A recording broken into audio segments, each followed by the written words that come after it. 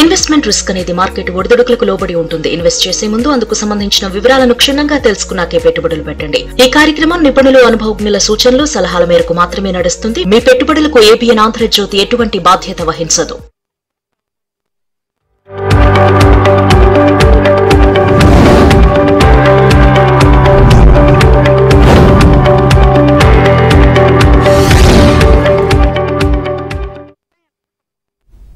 నమస్తే, welcome to ABN business. దేశీయ stock market సూచీలు లాభాల్లో కొనసాగుతున్నాయి. సెన్సెక్స్, నిఫ్టీ లాభాల్లో ట్రేడ్ అవుతున్నాయి. M&M, Tata Motors, JSW Steel, Bajaj Auto షేర్లు లాభాల్లో ట్రేడ్ అవుతుండగా SBI Life Insurance, Asian Paints, IndusInd Bank, doctor Reddy's Labs, Trent షేర్లు నష్టాల్లో కొనసాగుతున్నాయి. ఈ రోజు మార్కెట్స్ కి సంబంధించి తమ విశ్లేషణ అందించేందుకు బిజినెస్ అనలిస్ట్ ఈదర్ రామకృష్ణ గారు ఉన్నారు. మాట్లాడు. Hello sir, good afternoon. Sir, overall గా మార్కెట్స్ కి సంబంధించి మీ అనాలిసిస్ ఏంటి సార్ ఈ రోజు?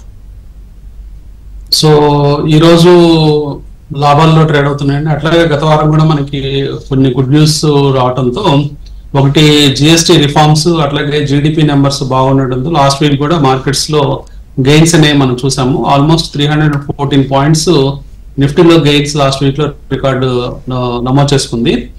అట్లాగే 1.29% దాకా దాదాపుగా. అలాగే మనం బ్యాంక్ నిఫ్టీ విషయానికి వస్తే కొంచెం స్తబ్దుగా ట్రేడ్ అవుతుంది. లాస్ట్ వీక్ 0.86% గెయిన్స్ తో ఒక 459 పాయింట్స్ గెయిన్స్ అనేవి చూసాం. మొత్తం మీద సెంటిమెంట్ కొంచెం రివర్స్ అవుతున్నట్టు మనకు అర్థమవుతుంది. గత 2 నెలల నుంచి మార్కెట్స్ వీక్ గా ట్రేడ్ అవుతూ ఉన్నాయి, స్టడీగా ఫాల్ అవుతూ ఉన్నాయి. అలాంటి తరుణంలో ఈ జిఎస్టీ రిఫార్మ్స్ అనేది మార్కెట్ కి కొంచెం ఊరటనిచ్చిన అంశంగా చెప్పుకోవచ్చు. సో ఆ అంశంతో ఇప్పుడు మన మార్కెట్స్ కొద్దిగా పెరగడం మనం గమనిస్తున్నామండి. సో ఈ రోజు కూడా మనకి పాజిటివ్ గా ట్రేడ్ అవుతాం. అలాగే ఇప్పుడు ఆల్మోస్ట్ డే హై దగ్గర మన మార్కెట్స్ ఉన్నాయి. 135 పాయింట్స్ పాజిటివ్ గా ట్రేడ్ అవుతుంది. వన్స్ కనుక 25,000 క్రాస్ అయిన షార్ట్ టర్మ్ లో 25,000 కనుక దాటినట్లయితే అదొక రెసిస్టెన్స్ గా ఉంది. ఆ రెసిస్టెన్స్ క్రాస్ అయిన పక్షంలో అక్కడి నుంచి కూడా ఇంకా స్మూత్ గా మార్కెట్ ర్యాలీ చేసే అవకాశం. ఓకే సార్, కాలర్ ఉన్నారు, రాజేష్ గారు. హలో అండి. నమస్తే సార్. నమస్తే అండి. నాకు 2 క్వశ్చన్స్ అండి. ఒకటి, నాకు అది స్టాక్ ఆఫ్ 15% ప్రాఫిట్ లో ఉంది, ఇది హోల్డ్ చేసుకోమంటారా? ఇదొకటి, సమ్మాన్ క్యాపిటల్, ఏబీ క్యాపిటల్ ఇప్పుడు తీసుకోవచ్చా? ఈ రేట్లో ఎంటర్ కావచ్చా? ఫస్ట్ కంపెనీ ఏమన్నారండి? స్టవ్ క్రాఫ్ట్ అండి. స్టవ్ క్రాఫ్ట్ నేను 15% ప్రాఫిట్ ఉన్నాను, అది హోల్డ్ చేసుకోమంటారా, ఎగ్జిట్ కమ్మంటారా? రెండవది సమ్మాన్ క్యాపిటల్, ఏబీ క్యాపిటల్, రెండు బై చేసుకోవచ్చు ఇప్పుడు. ఓకే అండి. స్టాక్ క్రాఫ్ట్ అయితే ప్రస్తుతం చక్కటి ర్యాలీ చేస్తూ ఉందండి. స్టాక్ 692-93 దగ్గర ట్రేడ్ అవుతుంది ఈ రోజున. ఈ మధ్య రీసెంట్ టైమ్స్ లో మనకి కొంత లో ఫార్మేషన్ జరిగిన తర్వాత 531 నుంచి కంటిన్యూస్ ర్యాలీ స్టాక్ లో కనిపిస్తుంది. ఈ స్టాక్ హోల్డ్ చేసుకోండి. ఇంకా ఫర్దర్ గా ఇంకొక 1 year కనుక హోల్డ్ చేసినట్లయితే ఇంకా డీసెంట్ రిటర్న్స్ ఈ స్టాక్ లో ఫర్దర్ గా కంటిన్యూ అయ్యే అవకాశాలు ఉన్నాయి. తర్వాత మీరు అడిగిన ఆదిత్య బిర్లా క్యాపిటల్ కదండి? Yes sir. ఓకే అండి. ఆదిత్య బిర్లా క్యాపిటల్ కూడా ఇప్పుడు మనకి మల్టీ ఇయర్ హై దగ్గర నడుస్తూ ఉంది. ఈ స్టాక్ కూడా చక్కటి ర్యాలీ మనం చూసాము. లాస్ట్ ఫ్యూ మంత్స్ లో 163 నుంచి 289 దాకా వెళ్ళింది. కాకపోతే ఇక్కడ నుంచి మోడరేట్ రిటర్న్స్ ఉంటాయండి. ఫ్రెష్ ఇన్వెస్ట్మెంట్స్ చేసుకునే వాళ్ళు కొంత పుల్ బ్యాక్స్ లో ఇన్వెస్ట్ చేయమని చెప్తాను. అరౌండ్ 270-272 ఆ ప్రాంతాల్లో ఈ స్టాక్ లో కొంత సపోర్ట్స్ ఉన్నాయండి. ఆ ప్రైస్ పాయింట్ లో ఫ్రెష్ ఎంట్రీ తీసుకోవచ్చు. ఓకే సార్, నెక్స్ట్ కాలర్ ఉన్నారు, ప్రసాద్ గారు. హలో అండి. హలో సార్, రామకృష్ణ గారు, నమస్కారం అండి. Oil country tubular limited sir, oil country tubular limited ఒకటి 84 లో తీసుకున్నాను 5,000. అది దానికి ఎట్లా హోల్డ్ చేసుకుంటారా లేకపోతే ఎట్లా ఉంది? తర్వాత కెనరా బ్యాంక్ గురించి చెప్పండి సార్, 114 లో తీసుకున్నాను, చెప్పండి సార్.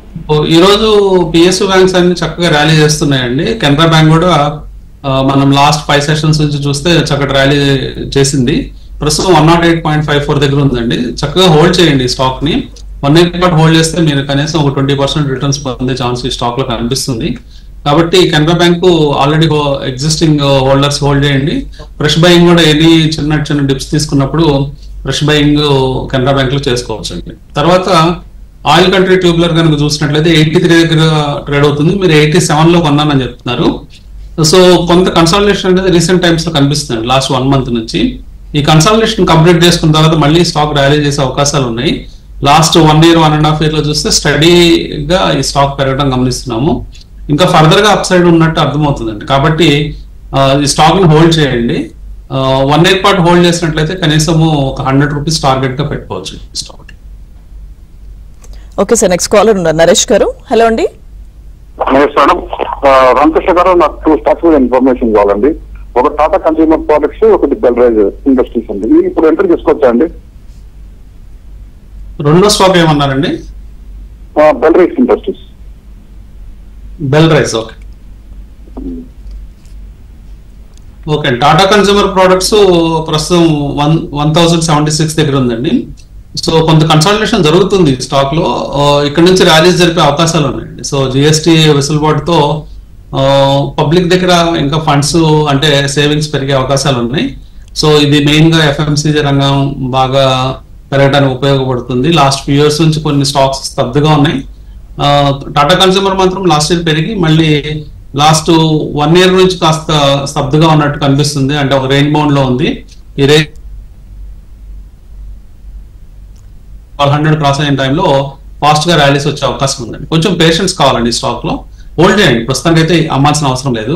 బెల్రైజ్ ఇండస్ట్రీస్ చక్కటి పర్ఫార్మెన్స్ కనిపించిందండి ఐపీఓ తర్వాత.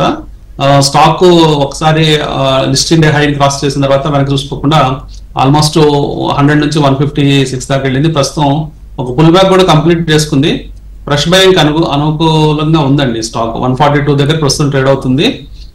135, 140 మధ్యలో ఫ్రెష్ బయింగ్ కూడా చేయొచ్చు. ఓకే సార్, నెక్స్ట్ కాలర్ ఉన్నారు రవి గారు. హలో అండి. సార్, నా దగ్గర ఆర్ఈసి, ఐఆర్ఎఫ్సి, ఆర్బిఎల్ఎల్ ఈ 3 40% లాస్ అయింది సార్. ఇక్కడ యావరేజ్ చేసుకోమంటారా? ఐఆర్ఎస్సి రవి గారు, ఐఆర్ఎస్సి ముందు ఒక స్టాక్ చెప్పారు, చెప్పండి ఒకసారి. మేడం, ఐఆర్ఎఫ్సి, ఆర్ఈసి, ఆర్బిఎల్ఎల్ ఈ 3 40% అబో లాస్ ఉంది. నేను లాంగ్ టర్మ్ ఇన్వెస్టర్ ని హోల్డ్ చేసుకోమంటారా, యావరేజ్ చేసుకోమంటారా? ఓకే అండి, అన్ని కూడా రైల్వే స్టాక్స్, రైల్వే సెక్టర్ సంబంధించిన స్టాక్స్ లో ఉన్నారు. ఆర్ఈసి ఒకటి పవర్ సెక్టర్ సంబంధించిన స్టాక్. సో ఈ స్టాక్స్ అన్ని పిఎస్యు స్టాక్స్ లో కొంత మందకొడిగా ట్రేడ్ అవుతున్నాయండి. లాస్ట్ ఫ్యూ మంత్స్ నుంచి మనం చూసినప్పుడు కొంత వీక్నెస్ కనిపిస్తుంది. అయినప్పటికీ ఆర్ఈసి అన్ని డివిడెండ్ కోసం మనము ఇన్వెస్ట్ చేస్తాం కాబట్టి ఆర్ఈసి పెద్ద బెంగలేదు. ఎందుకంటే మనకి ఎవ్రీ క్వార్టర్ డివిడెండ్ ఇస్తున్నారు ఆర్ఈసిలో. లాంగ్ టర్మ్ కి అయితే బాగానే ఉంటాయండి. మీరు అడిగిన క్వశ్చన్ ఏంటంటే యావరేజ్ చేసుకోవచ్చు అనేది.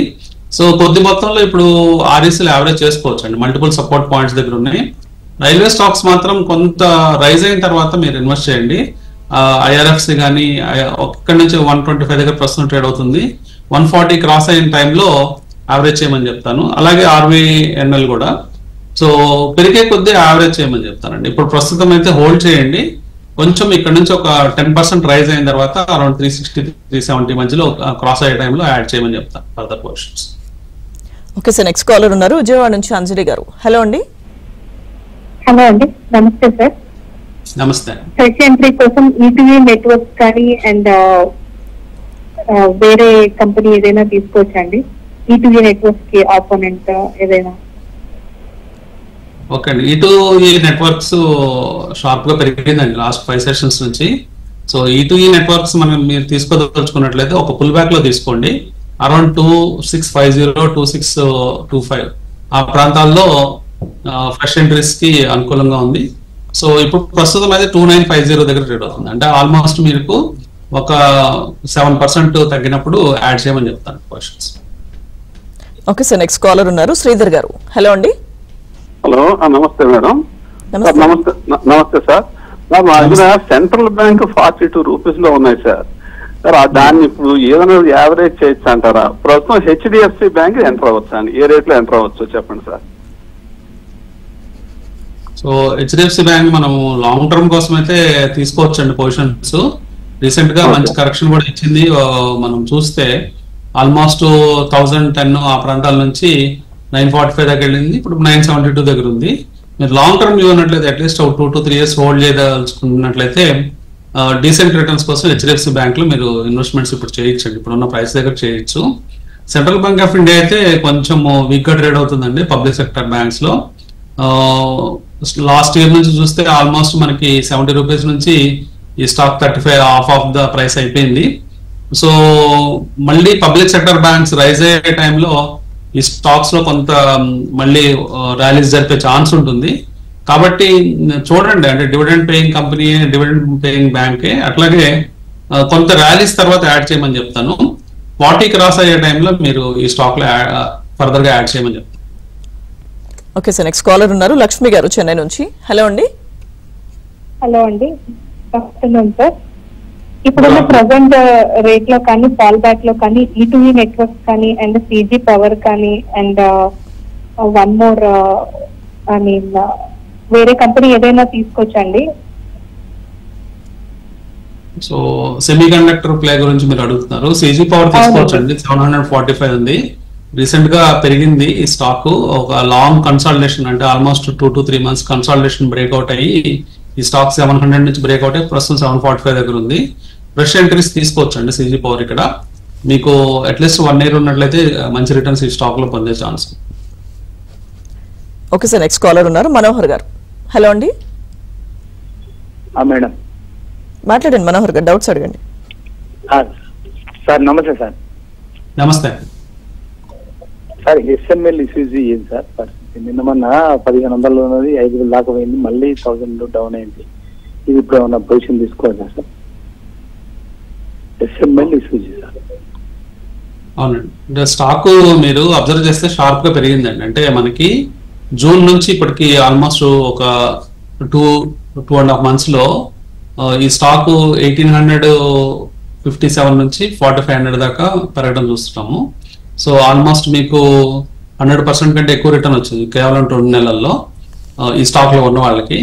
అలాగే స్టాక్ కొంత పుల్ బ్యాక్ జరుగుతుందండి. సో పుల్ బ్యాక్ అనేది నార్మల్ అనమాట. షార్ప్ గా పెరిగినప్పుడు స్టాక్స్ కొంత రివర్సల్స్ అవుతూ ఉంటాయి. సో నెక్స్ట్ ఇమీడియట్ సపోర్ట్ వచ్చినప్పటికి 3300, 3250 దగ్గర సపోర్ట్ ఉందండి స్టాక్. మేబీ స్టాక్ అక్కడ దాకా కరెక్ట్ అవ్వచ్చు. సో 50% రీట్రేస్ అయిన తర్వాత మళ్ళీ స్టాక్ చిన్నగా పెరిగే ఛాన్స్ ఉంది. కొన్నిసార్లు 50% రీట్రేస్ దగ్గర కొన్నిసార్లు కన్సల్టేషన్ కూడా అవుతుంది స్టాక్. అది కూడా మనం ఆలోచించాలి, ఎందుకంటే షార్ప్ గా పెరిగినప్పుడు మళ్ళీ ఫర్దర్ గా పెరగడానికి సపోర్టింగ్ న్యూస్ కానీ సపోర్టింగ్ నెంబర్స్ కానీ ఉండాలి. సో అవి వచ్చిన పక్షంలో 3250, 3300 మధ్యలో సపోర్ట్స్ తీసుకొని పెరిగే ఛాన్స్ ఉంటుంది. ఓకే సార్, నెక్స్ట్ కాలర్ ఉన్నారు అనంతపురం నుంచి రాజశేఖర్ గారు. హలో అండి. Good afternoon sir. Rajasekhar Anantapur నుంచి. Sir, Aro pharma, Jindal SW, Indian energy exchange, ఈ 3 ఉంచుకోవాలా ఏమంటారా?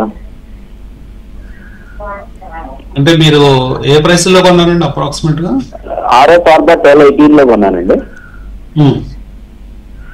జిందాల్ SW 240 లో కొన్నా. జిందాల్ SW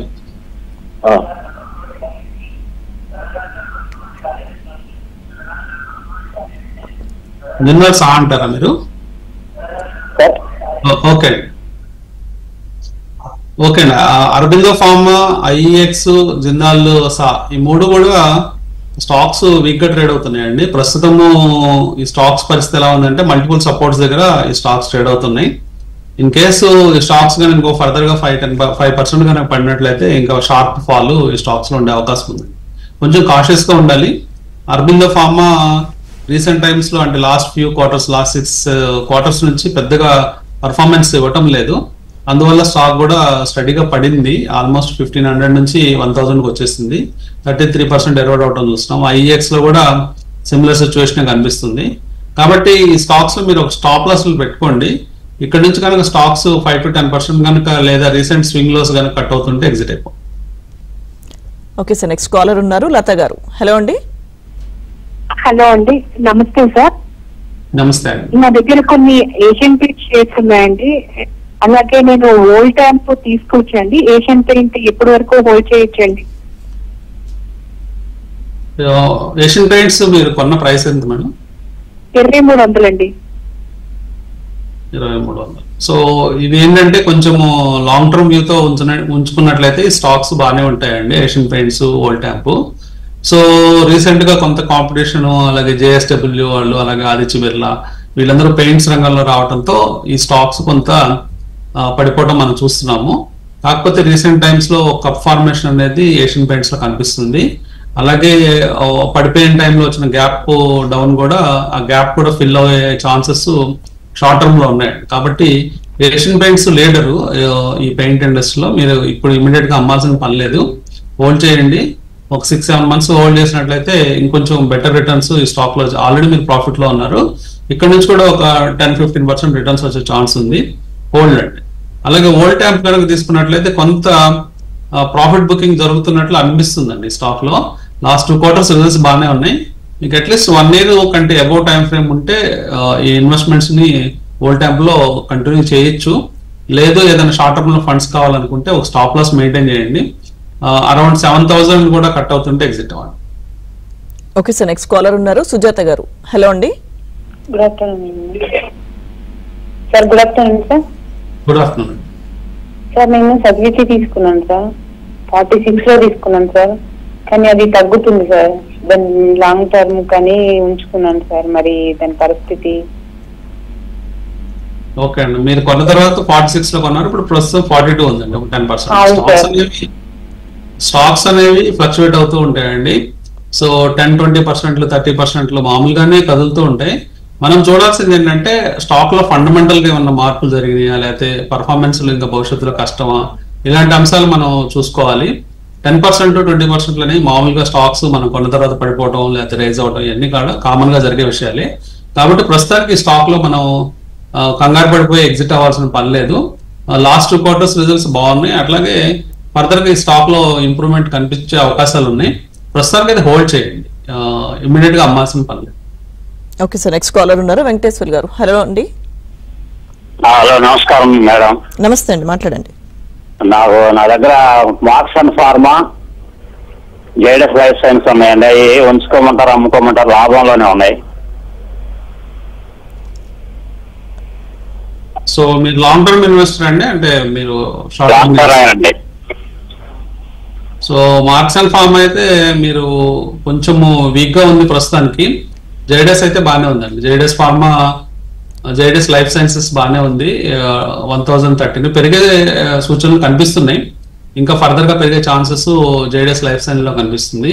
మార్క్స్ అన్ ఏమన్నా వీక్ అయ్యే ఛాన్స్ ఉందండి, ఎందుకంటే కొంత సపోర్ట్ పాయింట్ దగ్గర ఉన్నప్పటికీ అక్కడి నుంచి కూడా వీక్ అవుతుంటే అరౌండ్ ఇన్ కేస్ 140-145 కూడా దిగుతుంటే ఎగ్జిట్ అవ్వండి. ఓకే సార్, నెక్స్ట్ కాలర్ ఉన్నారు సతీష్ గారు. హలో అండి. హలో సతీష్ గారు, మాట్లాడండి. సార్, నా దగ్గర అనంతరాజ్ ఒకటి, వరుణ్ దేవరయ్య, ఈ రెండు 20% లాస్ట్ లో ఉన్నాను. హోల్డ్ చేయమంటారా? దీని గురించి కొంచెం చెప్పండి సార్, లాంగ్ టర్మ్ కోసం. ఓకే, సో అనంతరాజ్ ఇండస్ట్రీస్ 528-529 దగ్గర ఈ స్టాక్ ట్రేడ్ అవుతుందండి. పర్వాలేదు, ఈ స్టాక్ కొంత కన్సల్టేషన్ అవుతూ ఉంది. మేబీ చూడండి, నెక్స్ట్ క్వార్టర్ రిజల్ట్స్ దాకా అనంతరాజ్లో వెయిట్ చేయొచ్చు. ఇప్పుడు అమ్మాల్సిన అవసరం లేదండి. వరుణ్ బెవరేజెస్ అయితే 472 ఉందండి. సో ఈ రీసెంట్ సమ్మర్ సీజన్ అంత గొప్పగా లేకపోవడంతో ఈ స్టాక్ అంత రాణించలేదు. ప్రస్తుతం అయితే కన్సల్టేషన్ జరిగి ఒక సపోర్ట్ పాయింట్ దగ్గర ఆగింది ఈ స్టాక్. లాంగ్ టర్మ్ అయితే ఈ స్టాక్ లో ఇబ్బంది లేదండి. వరుణ్ బెవరేజెస్ హోల్డ్ చేసుకోవచ్చు. Okay sir, next caller Sudhakar garu ఉన్నారు. హలో అండి. నమస్తే సార్. నమస్తే అండి. Hello sir, Tata Elxsi 8,000 sir. Tata Elxsi 8,000 ఉన్నాయి సార్, ఒక 10 షేర్లు. తర్వాత ఇరిడా ఒక 100 షేర్లు ఉంది సార్, అది 279 కాదు సార్, లాస్ట్ లో ఉన్నాయి. ఇక్కడ యావరేజ్ చేసుకోవచ్చా? ఇంకొకటి అర్బన్ కంపెనీ లిమిటెడ్ అయిపోయి ఇప్పుడు అప్లై చేసుకోవచ్చా? రెండో కంపెనీ ఏంటండి మీరు అడిగింది? ఫస్ట్ వచ్చేసి టాటా ఎలక్స్ 8,000 ఉన్నాయి సార్, ఇరిడా ఏమో 279 ఉన్నాయి సార్. ఈ రెండు లాస్ట్ ఉన్నాయి. ప్లస్ అర్బన్ కంపెనీ లిమిటెడ్ అయిపోయి కొనుక్కోవచ్చా? అదే రెండో స్టాక్ వినిపించలేదండి, ఒకసారి చెప్పండి. ఇరిడా హోటల్ ఇరిడా మేడం, ఇరిడా సార్, ఇండియన్ ఇరిడా గురించి అడుగుతున్నారు. ఓకే అండి, ఇరిడా స్టాక్ కొంత వీక్ గా ట్రేడ్ అవుతుందండి. ప్రస్తుతం కన్సల్టేషన్ నుంచి బాటమ్ వచ్చింది, అంటే సపోర్ట్ పాయింట్ కి వచ్చింది. సో చూడాలి ఇక్కడ ఈ సపోర్ట్స్ హోల్డ్ అవుతాయా లేదా ఇంకా ఫర్దర్ గా వీక్నెస్ ఉందా అనేది చూడాలి. లాస్ట్ క్వార్టర్ రిజల్ట్స్ యావరేజ్ గా ఉందండి. సో ఇంకో నెక్స్ట్ 1 quarter ఆగండి, ఇరిడాలో పరిస్థితి ఎలా ఉంటుంది అనేది అబ్జర్వ్ చేసి అప్పుడు డెసిషన్ తీసుకోవచ్చండి. తర్వాత మీరు అడిగిన వేరే స్టాక్ టాటా ఎల్ఎక్సీ గురించి చూస్తే 5464 దగ్గర ఈ స్టాక్ ట్రేడ్ అవుతుందండి. లాస్ట్ 3 quarters అంత గొప్ప రిజల్ట్స్ లేవు. ఫాలింగ్ ట్రెండ్ లైన్ దగ్గర ఉంది, స్టాక్ వీక్ గా ఉంది. సో కాకపోతే టాటా బ్రాండ్ కాబట్టి ప్రస్తుతానికి హోల్డ్ చేయొచ్చు, అమ్మాల్సిన పని లేదు. ప్రస్తుతానికి అయితే హోల్డ్ చేయండి, కొద్దిపాటి లాస్ ఉన్నా కానీ లాంగ్ టర్మ్ ఈ స్టాక్ బయటకు వచ్చే అవకాశం ఉంది, హోల్డ్ అండి. తర్వాత అర్బన్ కంపెనీ ఐపీఓలో అప్లై చేయొచ్చు. Okay sir, next caller Indira garu ఉన్నారు. హలో అండి. హలో హలో నమస్తే అండి, మాట్లాడండి ఇందిరా హలో గారు. సార్ నమస్తే. నా దగ్గర ఓలా ఉన్నాయండి, ఒక 800 షేర్స్ 68 రూపీస్ మీద హోల్డ్ చేయొచ్చు లేకపోతే సెల్ చేయొచ్చు అండి. ఎంతలో ఉన్నారండి? 69 రూపీసా? 69 రూపీస్ అండి, 69 రూపాయలు. ఓకే అండి. ఓలా రీసెంట్ గా షార్ప్ ర్యాలీ చూసామండి, 40 రూపీస్ నుంచి 70 రూపీస్ దాకా వెళ్ళింది. సో 69 లో మీరు ఉన్నారు, 60 రూపీస్ 0.75 దగ్గర ప్రస్తుతం ట్రేడ్ అవుతుంది. కొంచెము ఈ ర్యాలీస్ కొన్నిసార్లు నిలబడే అవకాశాలు తక్కువగా ఉంటాయండి, కాబట్టి ఒక స్టాప్ లాస్ అనేది మెయింటైన్ చేయండి. సో ఈ స్టాక్ కనుక 54 బ్రేక్ అవుతుంటే ఎగ్జిట్ అయిపోయింది. ఓకే సార్, నెక్స్ట్ ఖమ్మం నుంచి విజయలక్ష్మి గారు ఉన్నారు. హలో అండి. నమస్తే అండి. ఇండస్ట్రీస్ త్రివేణి టర్బైన్ ఇప్పుడు కొనుక్కోవచ్చండి? విజయలక్ష్మి గారు ఒకసారి రిపీట్ చేయండి stocks. Ellenbarrie industries Triveni turbine. Ellenbarrie industries అండి. త్రివేణి టర్బైన్ ఒకటి.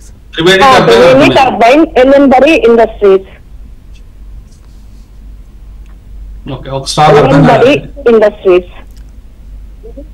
త్రివేణి టర్బైన్ కాకుండా ఇంకొక స్టాక్ ఒకసారి స్పెల్లింగ్ చెప్పండి. ఎల్ఎన్ బరీ ఇండస్ట్రీస్ అండి.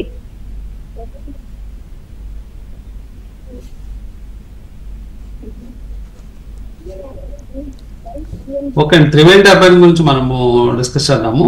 సో త్రివేణి టర్బైన్ కనుక చూసినట్లయితే 510 రూపీస్ దగ్గర ఈ స్టాక్ ట్రేడ్ అవుతుందండి. ఈ స్టాక్ కూడా కొంత కరెక్షన్ దిశగా వెళ్తూ ఉంది. ఈ స్టాక్ లాస్ట్ 2 quarters అనేవి కొంత డిసప్పాయింట్మెంట్ ఈ స్టాక్ లో కనిపించింది. సో మొత్తం మీద మనం చూసినట్లయితే ఈ స్టాక్ కూడా ప్రస్తుతానికైతే హోల్డ్ చేయొచ్చు. ఇన్ కేస్ 469, 470 కనుక బ్రేక్ అవుతుంటే ఎగ్జిట్ అవ్వండి. ఓకే సార్, కాలర్ ఉన్నారు నెక్స్ట్ వీర రాఘవుల్ గారు. హలో అండి. నమస్తే అండి. హలో నమస్తే, మాట్లాడండి వీర రాఘవుల్ గారు. అదే మ్యాక్స్ హెల్త్ 954 లో కొన్నానండి షేర్స్, 40 షేర్లు.